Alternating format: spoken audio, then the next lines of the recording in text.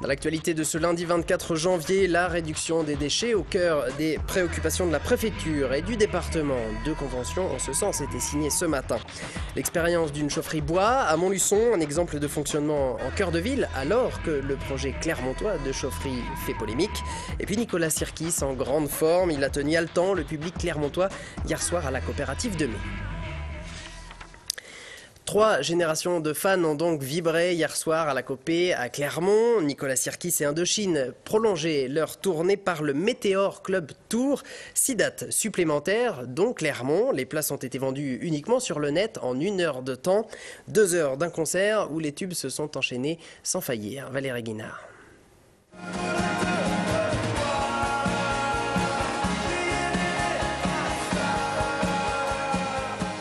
Te revoir, les paroles d'Electrastar, premier titre du concert, collaient hier parfaitement au public d'Indochine et de Nicolas Sirkis. Après plus de 50 dates du Météor Tour, le groupe est reparti sur les routes pour seulement 6 dates. Une mini-tournée qui était hier soir à la coopérative de mai pour un concert qui a totalement comblé les fans du groupe. On s'est décidé fin novembre, donc on a pris les salles qui étaient disponibles. Et donc on tenait absolument à repasser à Clermont-Ferrand. Et voilà, donc on a cette chance-là de rejouer encore à la Copé, qui est une salle qu'on aime beaucoup aussi. Et qui sont des gens charmants et qui accueillent bien, aussi bien le public que ceux qui campent devant. Pour assister à ce concert, certains ont campé plusieurs jours devant la salle. Beaucoup ont commencé à faire la queue dès 12h30. 3 générations rassemblées pour Indochine. Un groupe qui sait émouvoir son public aussi bien que le faire danser et dont on ne connaît pas aujourd'hui l'avenir à 3 dates de la fin de cette tournée.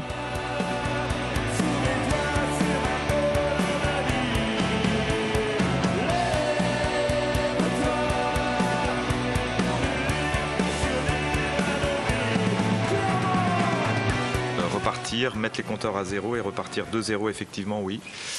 Quand, je ne sais pas. Où, je ne sais pas. Comment, je ne sais pas. Je pense qu'on a besoin effectivement de tirer un peu le rideau et de voir si on y arrive. C'est d'abord ça. Après, susciter le manque, l'envie, c'est ça qui est intéressant pour nous aussi.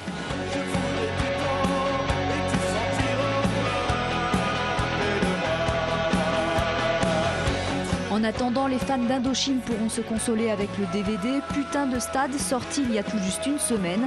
Quant au prochain album, ce sera selon Nicolas Sirkis quand il sera prêt et il espère dans 2 ans. Le meilleur déchet est encore celui que l'on ne produit pas. C'est le constat qui a poussé la préfecture, le département, l'ADEME et le SBA à se retrouver ce matin autour d'une table pour 2 conventions qui ont été signées avec pour objectif de produire encore moins de déchets. Les explications d'Ariane Monfray. En Auvergne, 555 kilos de déchets par personne sont jetés chaque année. La loi dite Grenelle 1 prévoit de réduire de 7% la production d'ordures ménagères d'ici 5 ans, en généralisant notamment les programmes locaux de prévention. Objectif, encourager entreprises et particuliers à produire moins de déchets grâce à de petites astuces. Composter leurs déchets d'espace vert au lieu de les mettre dans une poubelle, ça veut dire acheter des produits moins emballés ou acheter juste les quantités dont on a besoin pour ne pas ensuite jeter des choses qu'on n'a pas consommées. Tous les ans, le Français moyen jette 7 kilos de nourriture encore emballée parce que c'est périmé. En 2009, le Valtom avait mené une opération pilote intitulée « Agir pour moins de déchets ». Une centaine de foyers témoins avaient alors pesé leurs poubelles et agi pour diminuer leur quantité d'ordures jetées. 3 mois après, le volume éliminé avait diminué d'1 tiers en moyenne. 30% en moins, ça veut dire des économies importantes au niveau des frais de traitement. Ça veut dire aussi des emplois créés dans les procédures de prévention des déchets. Dans un premier temps, les emplois créés seront liés au diagnostic sur le terrain et à la formation du grand public. Pour cela, le SBA sera soutenu annuellement par l'ADEME à hauteur de 166 000 € sur 5 ans maximum. Le projet de chaufferie bois dans les quartiers nord de Clermont fait polémique. Nous l'avions évoqué dans ce journal. Une association de riverains s'inquiète effectivement des nuisances éventuelles.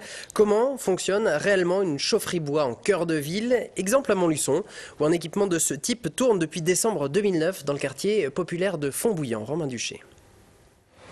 Depuis un an maintenant, la chaufferie bois est installée au cœur du quartier Fontbouillant. En période hivernale, 2 à 3 camions comme celui-ci viennent approvisionner la chaufferie chaque jour. On utilise aussi bien des résidus forestiers que des morceaux de bois de récupération non traités. L'entreprise gestionnaire joue la clarté quant à la traçabilité. Le bois, il vient ici des Combrailles, il vient donc du nord du département du Puy-de-Dôme, il provient également du sud allié, il provient de la montagne bourbonnaise. Enfin, on a un approvisionnement qui, quoi qu'il en soit, est cantonné, on va dire, dans un rayon de 70 à 80 km à peu près. Une fois acheminé dans la chaufferie, le bois est brûlé à 700 degrés.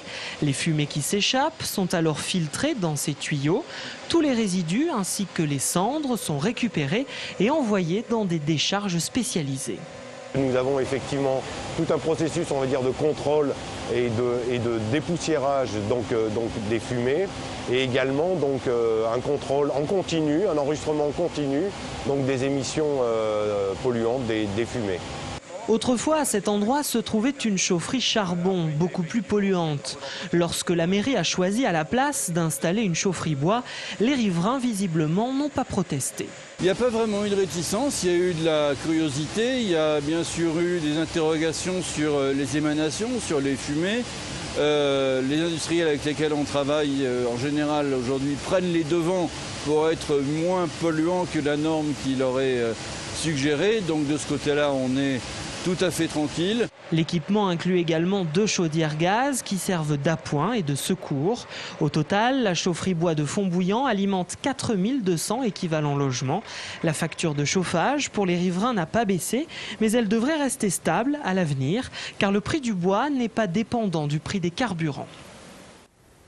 Et puis sachez qu'un dossier spécial sur le projet de chaufferie dans les quartiers nord de Clermont sera proposé le 4 février prochain sur Clermont Première. Dans la page sport de ce journal du rugby, l'ASM Clermont-Auvergne qui s'est imposé vendredi soir sur le terrain des Saracens dans la banlieue de Londres. Score final 14-24.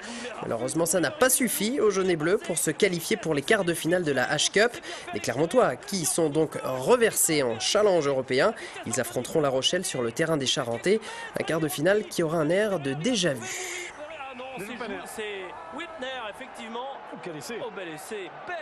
C'est à La Rochelle, donc voilà, il va falloir encore un bon match. Ça va être compliqué vu comment ça s'était passé pour nous la dernière fois en top 14. Donc voilà, on va y aller et puis on va essayer de faire le maximum parce que voilà, c'est des matchs aussi qui sont importants pour nous, pour garder une bonne dynamique, pour garder de l'entrain aussi au niveau des matchs parce que sinon ça fait des week-ends sans jouer, ça fait des grosses coupures à certains moments. Donc voilà, c'est des matchs qui sont quand même importants. Voilà des propos recueillis par Martial Delecluse. Et puis, sachez donc que l'ASM affrontera La Rochelle le week-end des 8, 9 et 10 avril prochains. En bref, du football avec la défaite du Clermont Foot Auvergne samedi après-midi. Score final 1-3 face à Reims. On voit l'image, le très beau but de Romain Alessandrini qui n'a pas suffi aux Clermontois pour résister aux assauts de leurs adversaires. On voit l'entraîneur assez énervé. Et puis voici un but de Reims, un petit chef-d'œuvre signé Amalfitano. Et puis du basket avec une nouvelle désillusion pour la Jeanne d'Arc de Vichy samedi soir à l'occasion de la 15e journée du championnat de Pro A. Le club thermal s'est incliné à domicile face à Nancy 89-81. Les Vichysois, déjà lanterne rouge du championnat, ont été dominés dans le secteur intérieur. C'est la 12e défaite des hommes de Jean-Philippe Besson qui voit s'approcher à grands pas le spectre de la relégation. Voilà, du basket et du football, il en sera question tout à l'heure dans la rubrique sport animée par Grégory Gomez après l'invité de la rédaction. Et tout de suite, c'est la météo. Toute l'actu locale est aussi en ligne. Retrouvez votre JT sur clermontpremière.com.